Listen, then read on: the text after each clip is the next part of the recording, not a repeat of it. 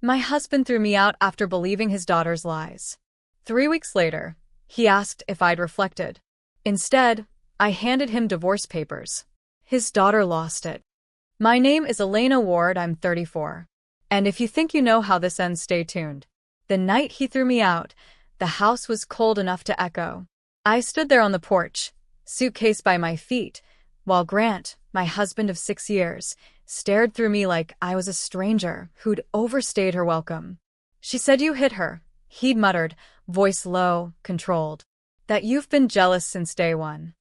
She was Tessa, his 20-year-old daughter from his first marriage, the girl who'd once called me mom until I became inconvenient.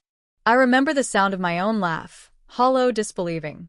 Grant, you've known me for a decade. But trust doesn't always die with noise. Sometimes it dies in silence, in the way someone refuses to meet your eyes. He didn't ask for proof, didn't ask for my side, just handed me my bag and said, take some time, reflect, as if betrayal was a mirror I could adjust until the image became flattering.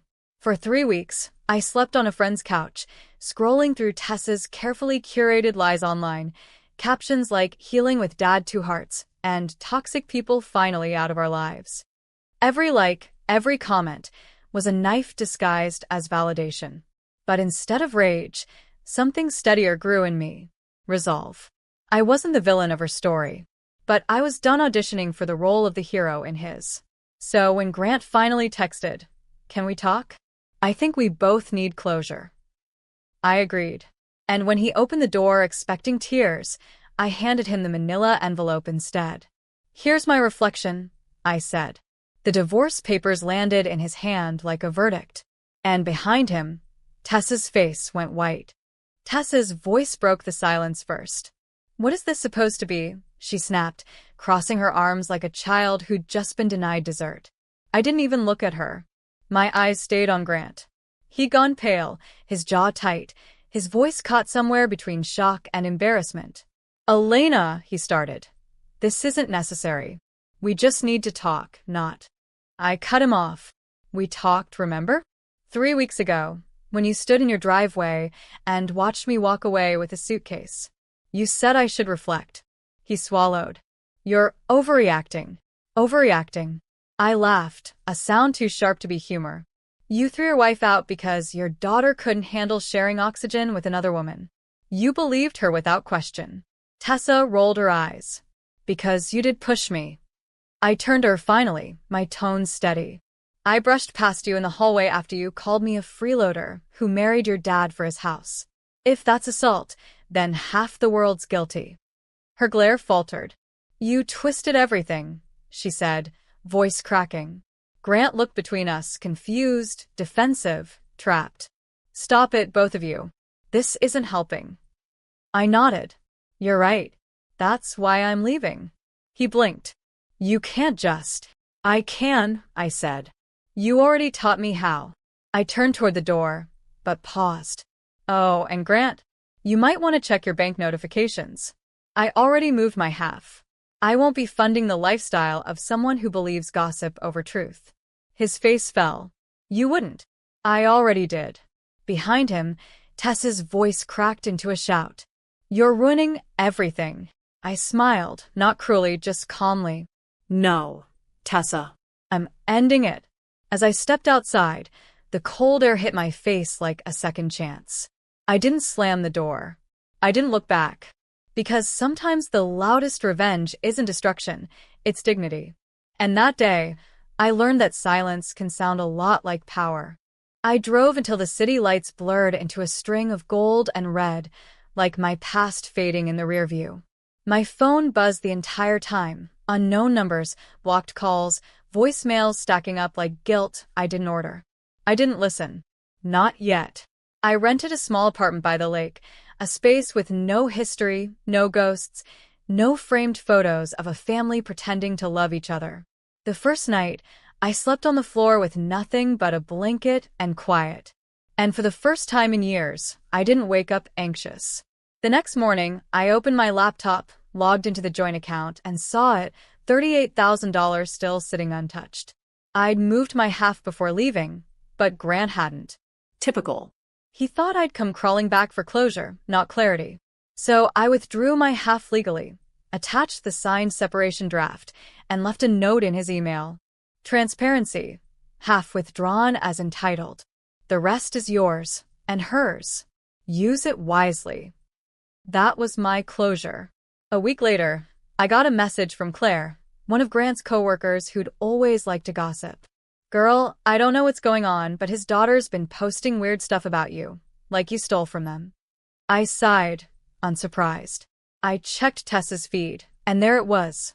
A photo of me from our wedding day, captioned, "Some women only marry for money. Some forget who gave them everything." The comments were brutal. All lies she'd spun so often she probably believed them herself. But I didn't comment, didn't defend myself. Instead, I called my lawyer. "You still have the text she sent me last year?" I asked. "The ones where she bragged about managing her dad's business card?" "Those," I said. He smiled through the phone. "You're planning something?" "Not revenge," I said softly. "Just balance. Because the thing about lies? They don't need to be shouted down. They just need the truth, whispered in the right ear at the right time. And I knew exactly where to whisper it. 2 days later, I made an appointment at Grant's company. Unannounced, unscheduled, but perfectly timed. When I walked into that glass building in my tailored navy dress, the receptionist froze. My name still carried weight there. Everyone knew Mrs. Ward, the supportive wife who'd hosted every fundraiser, who'd once been the face of his success. Not anymore. Grant looked up from his desk when I stepped in. His eyes widened, then narrowed. "Elena, what are you doing here?" I set a small folder on his desk. "Delivering what your daughter left out of her story." He didn't touch it. "If this is about money." "It's not," I said, cutting him off. "It's about facts." Inside the folder were screenshots, Tessa's texts bragging about using his corporate credit card for personal emergencies.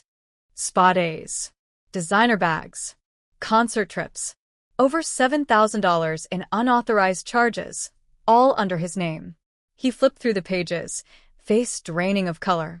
This can't be right. "It's all verified," I said calmly.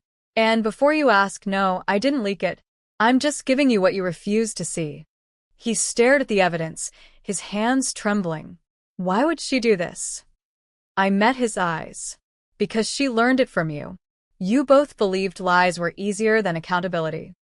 His lips parted, no words coming out.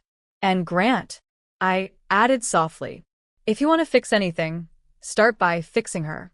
"I'm already fixed." As I turned to leave, Tessa walked in, just in time to see the papers spread across his desk. Her confident smirk faltered. "Dad, what's that?" Grant didn't answer. I didn't stay to watch. I didn't need to. Outside, the wind carried a strange sense of symmetry. For once, truth wasn't something I had to defend. It was something I delivered.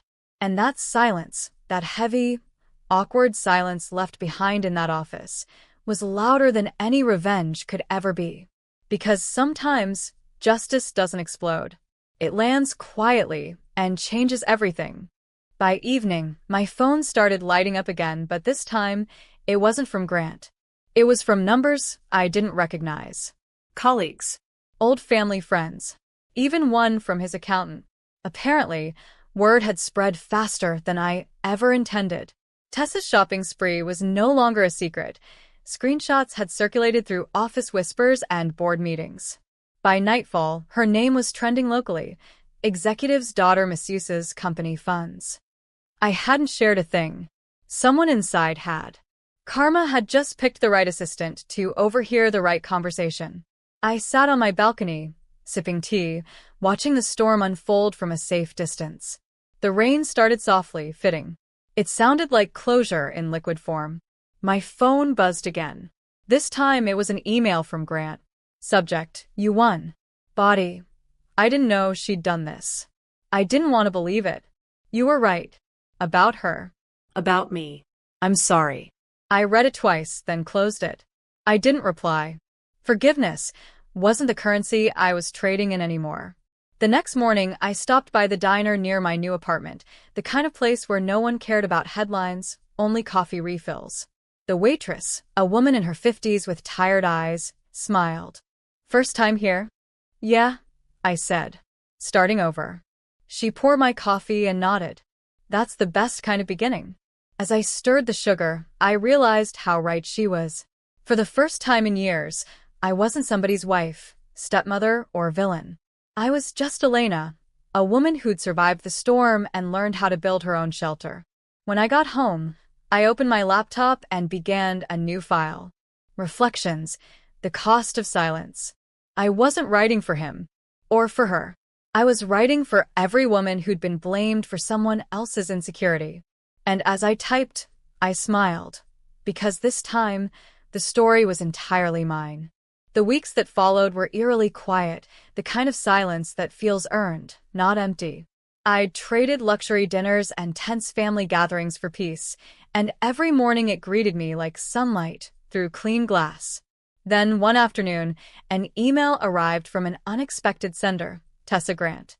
Subject line: "Can we talk?" I hovered over it for a full minute before opening it. "I know you probably hate me. I would too. I messed up more than you know.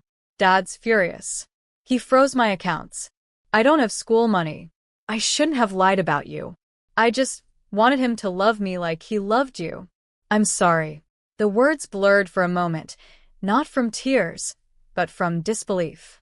For once, her tone wasn't sugar-coated or cruel. It was real. I read it twice before replying.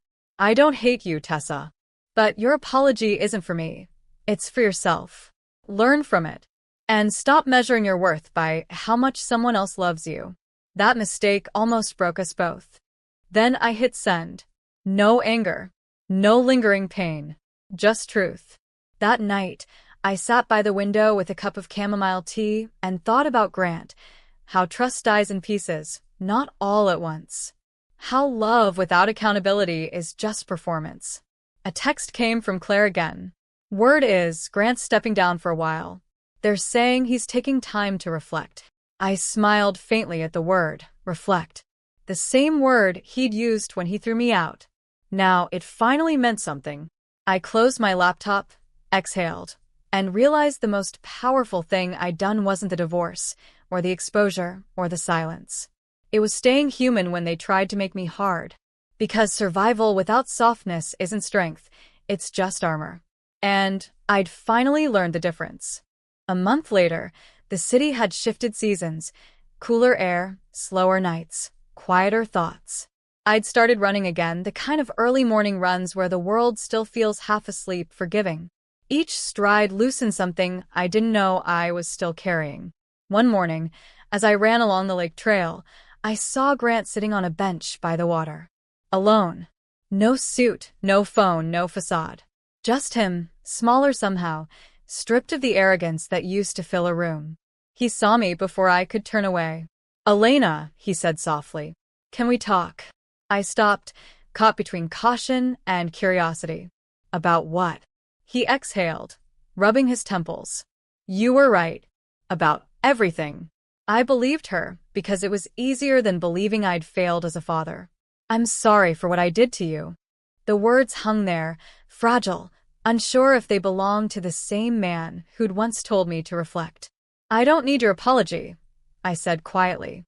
"But I'm glad you found the courage to give it." He nodded slowly. "Tessa's doing therapy. She's trying. She said you wrote back to her." "I did," I said. "She needed to know her worth doesn't depend on you, or me." Grant's eyes glistened. "You're stronger than I ever gave you credit for." "I always was," I replied. "You just didn't look close enough." He tried to smile, but it collapsed into something like regret. "Do you hate me?" I looked out at the water, rippling under the morning light. "No," I said finally. "I just don't need you anymore." We sat there in silence for a minute, not enemies, not lovers, just two people who'd stopped pretending. Then I stood up, brushed the sand off my shoes, and said, "Take care of yourself, Grant." As I jogged away, I didn't feel triumphant. I felt done. Because closure doesn't always come wrapped in revenge. Sometimes it just walks away without looking back. 3 months later, I stood in a sunlit community hall filled with the hum of small beginnings. On the wall hung a banner, "Empower Her, Women Rebuilding After Betrayal." It was my project, a support initiative I'd quietly started, funded by what used to be our joint savings. Every woman who walked through that door had a story like mine. Gaslighting disguised as love, loyalty twisted into leverage, silence mistaken for grace. And every week, I watched them rediscover what I had, that dignity, once claimed, never needs defending. Tessa showed up once. She waited until the room emptied, then approached me slowly. Her hair was tied back, her voice softer. "I heard about this place," she said. I think I want to help." I studied her for a moment. The old me would have hesitated, weighed trust like currency. The new me simply nodded. "Then start by listening." She smiled faintly. "That's fair." As she joined the cleanup crew, I caught my reflection in the window. Not the broken woman standing on a porch months ago, but someone who'd rebuilt her life without permission. Later that evening, as the sun dipped below the horizon, I sat by the lake again. Grant's bench was empty now, the water still. I reached into my bag, pulled out a folded note, the first draft of my speech for an upcoming conference, and read the closing lines aloud to no one in particular. We spend years trying to be the version of ourselves that others can accept. But healing isn't about acceptance. It's about recognition, knowing who you are, even when they refuse to see it. I smiled. The wind carried the words away, like confession. Then I whispered, almost laughing, "Reflect on that, Grant." Evan's voice echoed behind me. "Mom, come on. You promised ice cream." I turned, grinning. "Yeah, baby. Let's go."